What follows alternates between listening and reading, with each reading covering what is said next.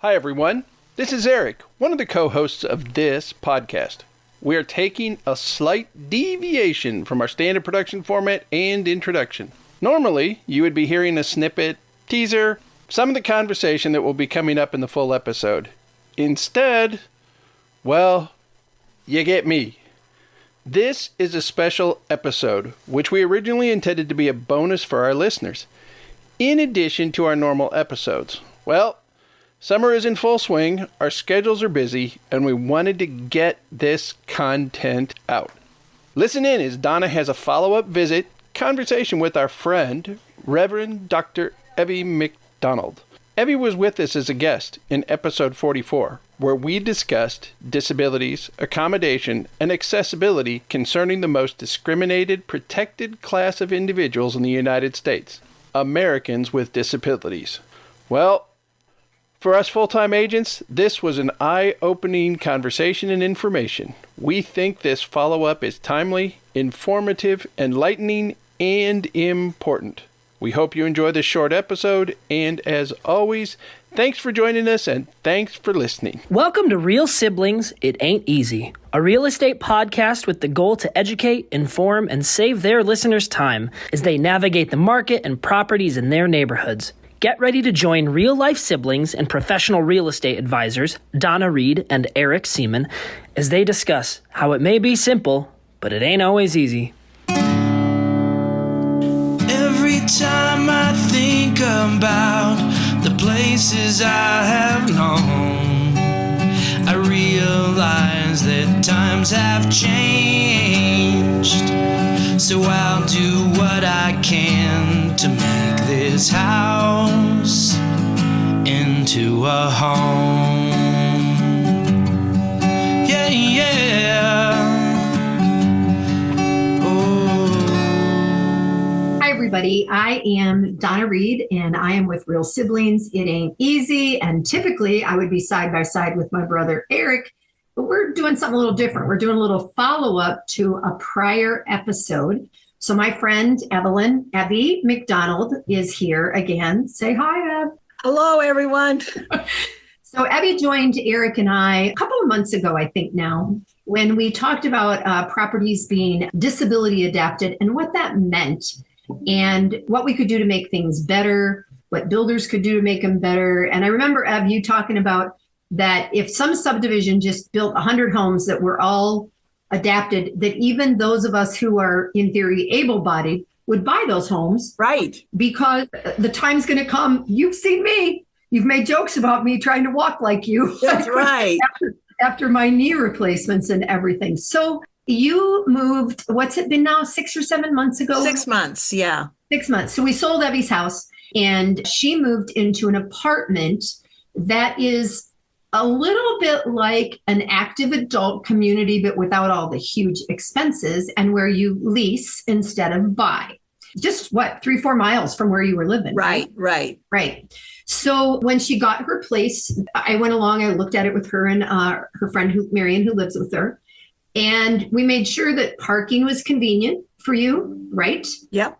And that you could get to the elevator easily so that we went grocery shopping. And you wanted the mountain view because you had that at your house. Absolutely. Right. So now a few months have gone by. And before we jump into your most recent move, I want everybody to know that I was over just a couple weeks ago and was kind of having a bad day. And Evy was making a cup of coffee. And she's not tall. But she makes good coffee. So I was watching and noticing that with the countertops at the level that they are, that it was a challenge for you to stand. Did you have to stand on a stool that day at all or not? Not for the coffee, but I did for most things. Yeah. Okay. And so then she would move the coffee pot over towards where the sink is and pour it and make the coffee. And I'm not going to say anything here that she and I haven't already talked about. I told her that for me, there's a piece of me that wants to volunteer to help because I'm taller. It's easier. But I also don't want to ever put you in a position of me thinking you're not able to do something. Right. Right. So All right. That being said, we had coffee. Everybody survived. Nobody burned anything. It was all good. But tell our listeners what has happened in the last month or so. Well, the apartment that I rented had a deep soaker tub in it, and that was in my restroom. The shower in the other restroom I couldn't get into because it had a door one of those doors that half opened, right, but you had to step all the way into the shower in order to turn the water on. Okay. And I couldn't do that. Okay. And so after a while of kind of figuring out how to sit on something outside the tub, get my legs over the tub, grab the grab bar, sit on something, I felt like I wanted it turned into a walk-in shower. And so I filled out the accommodation request that you can do for a disability. And the law says that they have to accommodate you. You pay for it, but they have to accommodate you. Right. And so management took me to a single one bedroom that they called an ADA apartment. And I said, well, if Marion ever decided to go back to Boston where her family is, I'd want to move in here. And then he said, oh, do you want me to show you the 2-bedroom ADA apartment? And I was like shocked. Right. I was shocked. Yeah. And I said, yes, I want to look at it. And he said, okay. He said, it's just 2 doors down from where you are. And I walked into it, and it's not 100% ADA, but if mine is 0 ADA, this is about 65% ADA. Yeah. You know, the countertops, to be graphic, the countertops came right under my breast in my other apartment because I'm only 5 feet tall. I was going to say, how tall are you? Share with me. Yeah, 5 feet. Yeah. And in this one, it came at my waist. And the stove, which is electric, in the old apartment, the knobs are all in the back. I don't have good shoulder control. And in this one, the knobs were in the front. The oven was not up high. It was down low. It was a walk-in shower. And I said, why wasn't this shown to me? And the response really stunned me. He said, because legally we can't say, would you like to see an ADA apartment? Because that can be seen as discrimination. That's the piece that shocked me, since you wear a brace. Yes. We asked about parking. We asked about the elevator.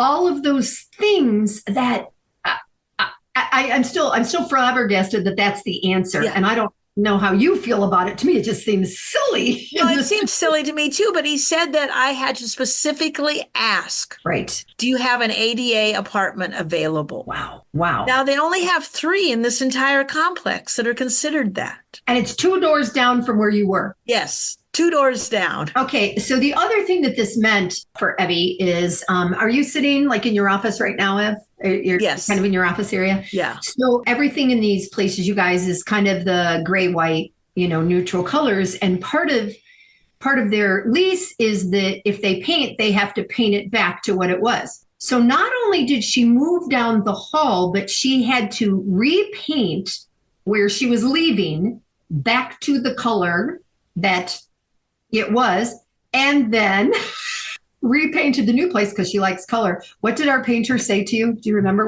what he said? Well, he told me not to move again. He said, Miss Evy, you need to stop moving. Yeah, I love you, but stop. I love you, but stop moving. Yeah. So the whole thing is interesting to me from the perspective of, first of all, it's way better. It's way better for you. You don't feel like the danger working on the stove and in the sink and on the counters than it was for you before. You still have a mountain view. It's a little bit different one, but you have a little bit of the view. And Donna, the thing is, just to show it, I mean, to do any baking, I'm a baker, I'm a cook. I had to stand on a stool to do it, get up and down the stool to get the ingredients, then stand on it to be able to even stir ingredients in a bowl. Yeah. Since I've been here, and it's just been a couple of weeks, I've made muffins for other people and for myself. And today for a potluck, I made a homemade angel food cake and homemade lemon curd. And I would not have done any of that at the other place. Oh, the that's other place. nice. And you guys, some of you are just going to listen to this. You're not going to see it, but she's smiling as she says this because it is things that she loves. So I think that we, Eric and I as realtors, something to learn from this is if we go into any builder anywhere with a person who might need adjustments, we need to ask. Yeah. We need to remember to ask because they are not going to volunteer that they have this available or that available or whatever the case may be. So, right. I've even discovered that sometimes in new home construction, you know how communities are building and they'll have a model house that they'll show. Yeah. They'll show you. You can ask, do you do ADA accommodations? They're not going to offer that. Right. I mean, I just think that's huge. And so awesome. Well, you guys, we've never done this before where we interjected something in the middle of our other monthly ones. But Eric and I decided we should do some of these if we get some good follow-up. And this just felt like a perfect follow-up to what we had already talked about. I'm going to keep it short. We're not going to, you and I could talk for 30 minutes. We know that. Thank you for sharing. And it's just one more awareness that we all need to have, Thank you for asking me to do this piece. Yeah. I think it's great. And now you guys, I don't have to do much when I go there because their counter's super short for me. That's right. Way too low for Donna. Way too low. It's all up to Abby. I thought of that this morning when you were preaching, because you and Rachel are both. I thought if I had gone up there and stood next to you, I'm like a foot taller. Right. Oh, funny. Too funny. Well, thanks, Ev. Have a great night. And for those of you that have listened, I'm Donna with Real Siblings. It Ain't Easy. And this is a follow-up with Evy MacDonald to the conversation that we had about adapting homes and places for just people with disabilities. Thanks, Ev. You're welcome. Thank you. Every time I think about the places I have known, I realize that times have changed. So I'll do what I can to make this house into a home.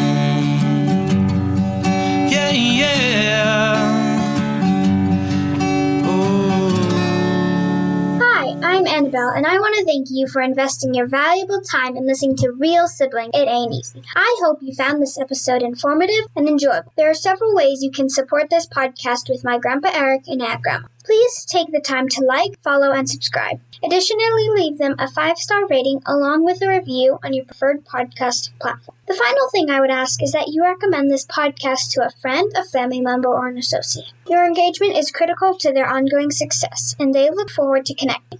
Check out the show notes Grandpa put together with their contact information, including emails, phone numbers, and website. And remember, the Real Siblings look forward to hearing from you.